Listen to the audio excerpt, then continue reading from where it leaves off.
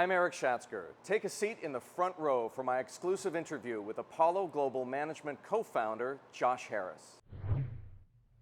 In addition to your role at Apollo, you have a sports business with your friend, Blackstone's David Blitzer. You have a hockey team, you have an NBA franchise, you have a Premier League club in the UK. Yes. Tell me, from the perspective of a sports franchise owner, what does the future of pro sports look like right now? So obviously the future of I'll start by the future of pro sports is bright. Obviously we're at an inflection point in pro sports like other parts of the economy in the world. But what's happened, the absence of pro sports in today's environment, the lack of an ability to play because of safety concerns across the world, I think there's been this outcry, and I felt it. I'm sure your audience has felt it. I miss watching sports. Sports brings us together as a community. It unites us.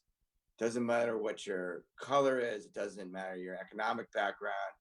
If you're a Philadelphia 76ers fan, whatever your team is, you're a New Jersey Devils fan, whatever your team is, you're going to be sharing that moment and unifying with your city, the people around you, and everyone misses that. Having said that, obviously we have a crisis going on in our society, and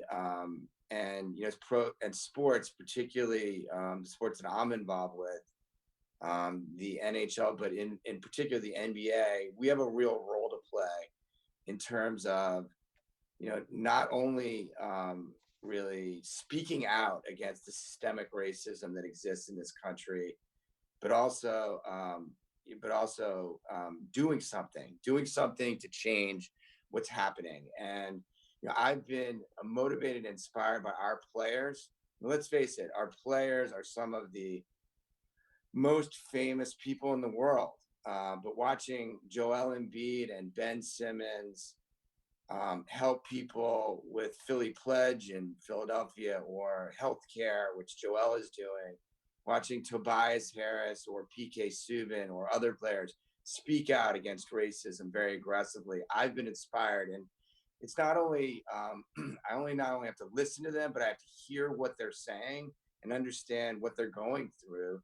And then as someone who leads organizations, who's the owner of a team, who leads Apollo, I now need, it's a call to action for me to get involved and change things. And, I was at an NBA meeting last week, and there was this outcry from the ownership group.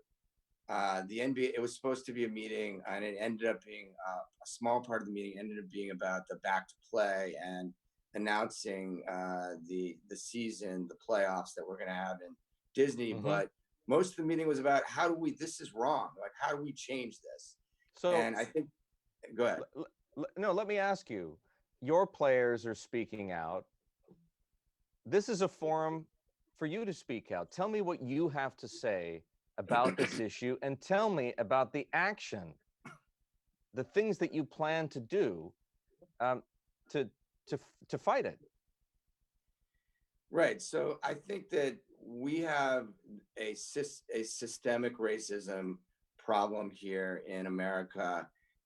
Certainly, there needs to be more transparency and accountability, in terms of the police and other things, but also the economic opportunities that I'm afforded as someone that's not a person of color, the healthcare that I'm afforded, it's not the same, and we need to change it, and we need to create more opportunities, more healthcare, more.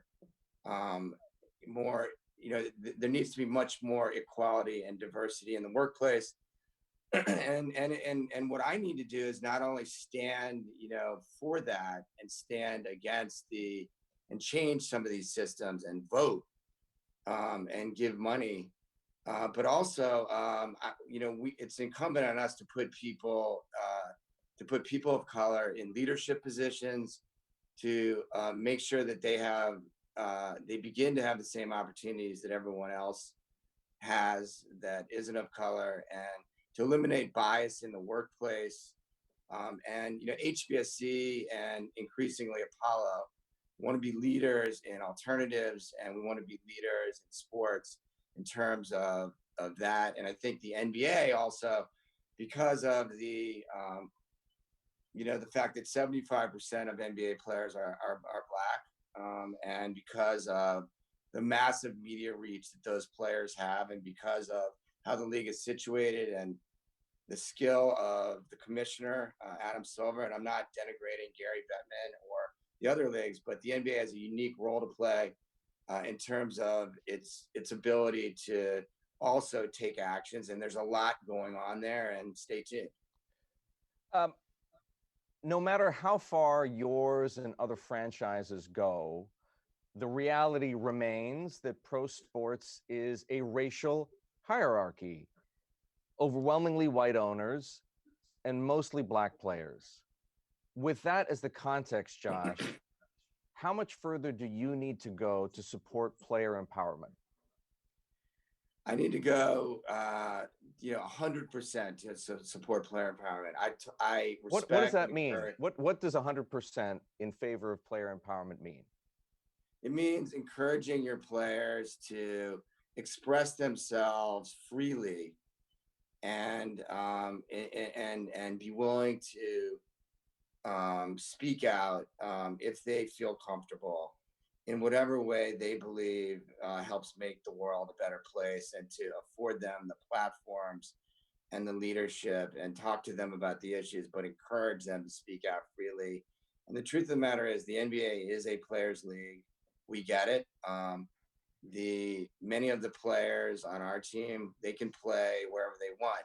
And so we need to be an attractive home for them and make them feel comfortable, that we are on the same page, that we're listening to them. I can never walk in their shoes.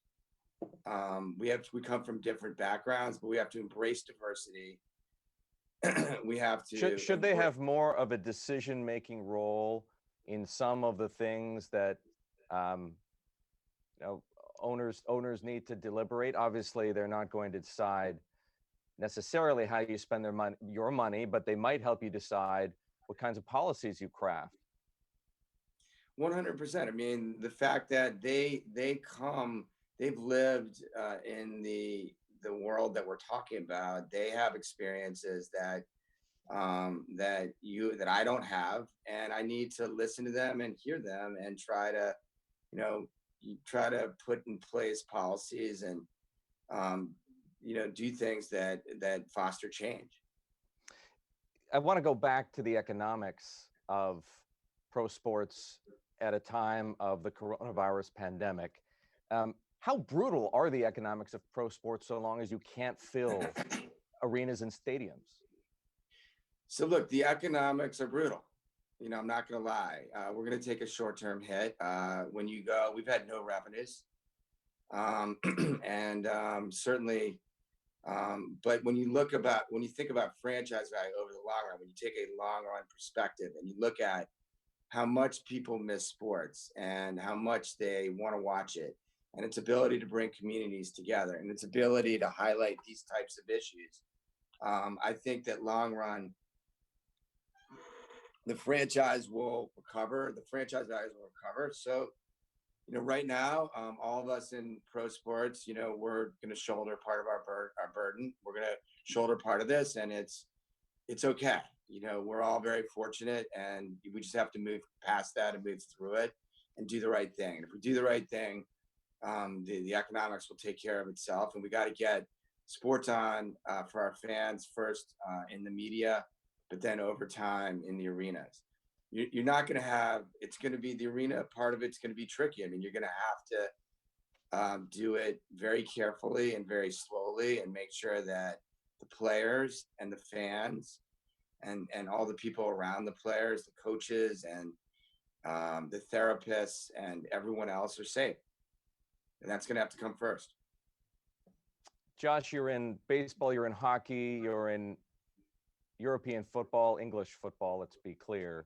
What about baseball? How serious are you about owning a baseball team?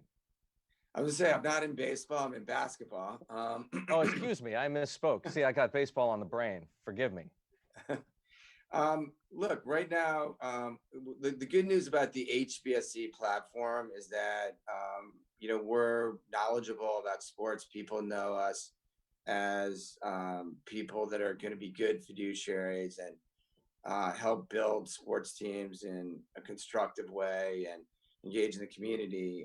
But we never talk about sort of other opportunities, but we're always looking at them. And right now, we're excited about what's going on in basketball and hockey and the Premier League. We're excited about getting all those sports back to play. Given what you've done with the Devils, given what you've done with the Sixers, there are a lot of New York Mets fans who would like to see Josh Harris and David Blitzer come in as an ownership group there. Have you taken a look at that? Yeah, so we never really comment on things that we're looking at. The Mets are a storied franchise, but we don't go there when we never talk about things that we may or may not be looking at.